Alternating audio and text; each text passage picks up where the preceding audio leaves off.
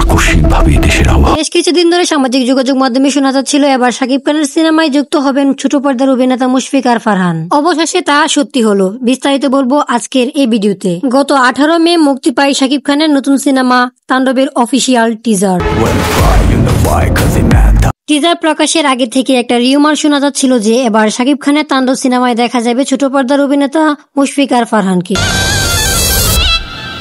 অবশেষে জানা গেল তাণ্ডব সিনেমায় ভিলেন হিসেবে দেখা যেতে পারে ফারহানকে। এর পেছনে রিজনও আছে। তাণ্ডবের টিজার মুক্তির পর অনেকেই দাবি করছে এতে এক ঝলকের জন্য দেখা গেছে মুশফিক ফারহানকে। অবশ্য বিষয়টি হয়তো অনেকেই খেয়ালও করেছে, কিন্তু এটা কে ছিল তা ক্লিয়ারলি বোঝা যায়নি। টিজারে মাত্র কয়েক সেকেন্ডের জন্য দেখা গেছে একজনকে, তাই অনেকেই দাবি করছে এটা আর কেউ নয় মুশফিক ফারহান। আবার কেউ কেউ বলছে এটা ছোট পর্দার আরেক অভিনেতা আফরান নিশু। কিন্তু এগুলো শোনার পরেও বসে আছে প্রযোজনা সংস্থা, যা দেখার পর মনে হচ্ছে এদের দুইজনের মধ্যে কেউ একজন থাকতে পারে, অথবা হতে পারে এর চেয়েও বড় চমক অপেক্ষা করছে দর্শকের জন্য। তবে এ নিয়ে অফিসিয়াল আপডেট আসতে চলেছে অতি শীঘ্রই।